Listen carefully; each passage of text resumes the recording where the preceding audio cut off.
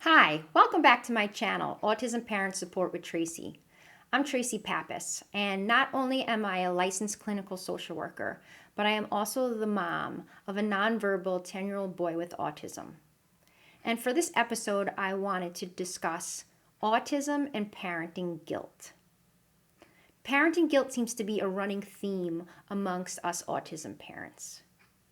Now, if I was going to take a poll of all my mom friends and ask them if at some point they have ever experienced any kind of guilt when it came to their parenting, I would say that 99 to 100% of them have at some point experienced some serious mom guilt. And that being said, with us autism parents, that parenting guilt seems to be even more intense. One of the first questions that autism parents ask themselves is, did I do something to cause my child's autism? Did I cause this? I struggled with this when my son was first diagnosed. I thought maybe I took the wrong prenatal vitamins. Maybe it was because I was really anxious my third trimester and it did somehow affected him. Maybe it was because I let him watch too many baby Einstein movies and it somehow disturbed his brain. I mean, you could come up with all sorts of crazy scenarios or reasons. But the truth is, you did nothing to cause your child's autism. The leading, most intelligent experts in the world cannot figure out what causes autism. I mean, they have pinpointed a few genes here and there, but nobody really knows for sure. And therefore, you did not have any control over your child developing autism. And it's good to be mindful of that, even when you're feeling like, you question in the back of your head. No, you didn't do anything to cause it. Another guilt that we struggle with is feeling like we're not enough. Am I not providing my child with enough stimulation? Am I not doing enough ABA drills with him at home? Am I not feeding him enough or her enough nutritious food? The answer is just strike that out of your head. You love your child and you doing the best that you can, and that is enough for them. Another thing is you feel guilty about, should I have known earlier? Should I have picked up on the signs? Should I have done something differently? Again, it's like that cliche saying, hindsight is 2020. Of course it is. We're human. Humans are continually growing and evolving. If you're alive, you're continually growing and learning and evolving. So, of course, you know more now than you did then. That's normal. And you have to remind yourself, you did the best that you knew how to do with the knowledge and tools you had at that particular moment in time. And again, that was good enough. That was all you could do. A lot of times we also feel guilty if you have more than one child. You feel guilty about your neurotypical child. So my son Caden is 10 and I have a neurotypical son Ryan who is 9. And sometimes I feel guilty about that. Like, am I not paying him enough attention? Is he feeling neglected? What kind of craziness is he witnessing at home? I know I was joking around with my best friend Sam about this. We always joke around about this. Her son Colin is 15 and he has autism, and she has a neurotypical daughter who's 13. And we always joke around that our neurotypical kids are going to spend years in therapy talking about life growing up in our homes with us. And we laugh and joke about it, but there's that underlying feeling that we feel guilty for certain things.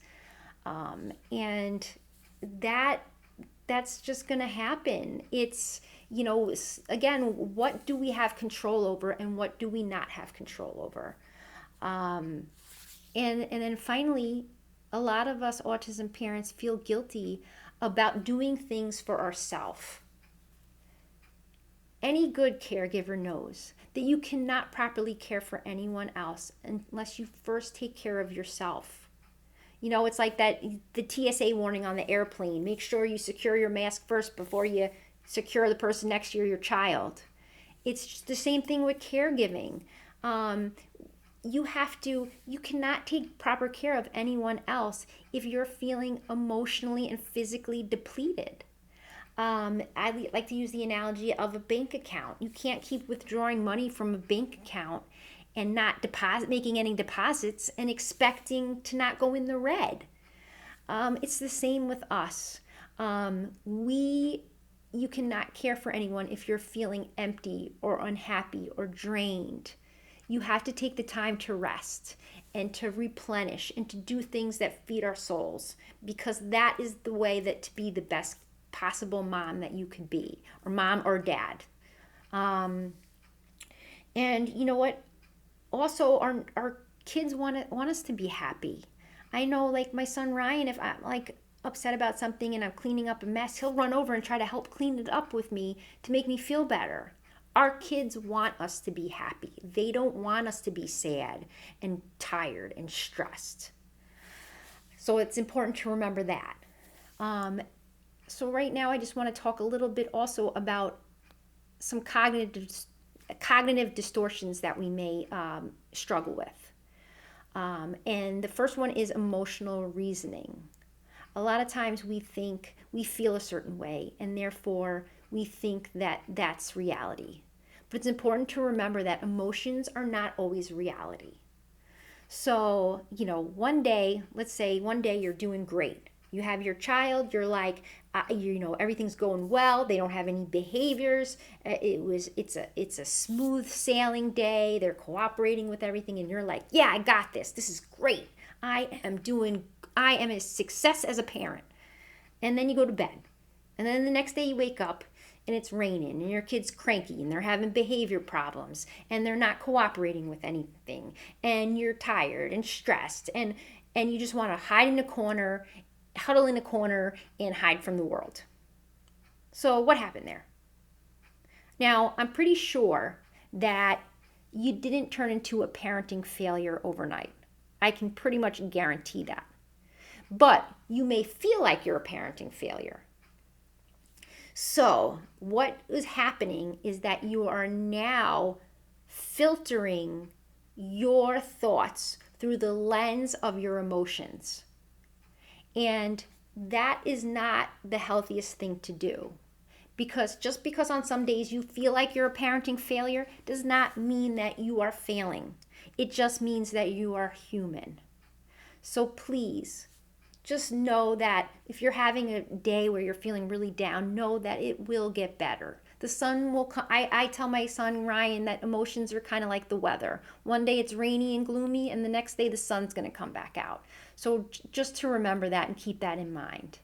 And then the next cognitive distortion that you might be struggling with is, again, the should haves. I should have known earlier. I should have done this differently. The list could go on and on of all the should haves. But remember that we set sometimes these unrealistic expectations for ourselves that we are not able to meet, and then we beat ourselves up over it when we fail to meet them. Perfection is not reality. If we were all perfect, we'd be walking around like a bunch of robots. We are not. So it's important to remember that it's okay to mess up sometimes. And that just means we're human. So some things to remember. Be mindful of. Know what you can and cannot control. It's important to remember to be mindful of the things you can and cannot control in your life and the things you can and cannot control with your child. Number 2, know your limitations. Know when you need to rest. Know when you need some sleep. Know when you need a break. Which leads me to number 3. Don't be ashamed to ask people, friends, or family for help. Don't let pride get in the way of you getting the help that you need. Because if you would not judge a friend for asking you for help, then do not judge yourself for needing help. That is the bottom line. Be kind to yourself. Know what you can and cannot do. And then finally, do not compare yourself to other people.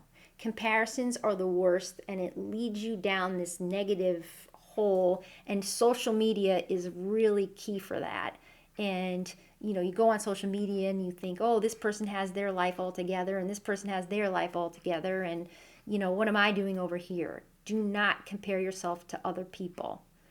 You So many times things on social media is not reality, and even things people put their best foot forward and show you the highlight reels, and even in just everyday life. So again, just knowing what you can and cannot control, knowing that what your limitations are, and being able to ask someone for help is actually a strength and not a weakness. And then again, don't compare yourself to others. So I hope that you have found this helpful. And I just want to say again, you are enough, autism parents. You are not alone. You are seen, you are heard, and you are not alone. Thank you.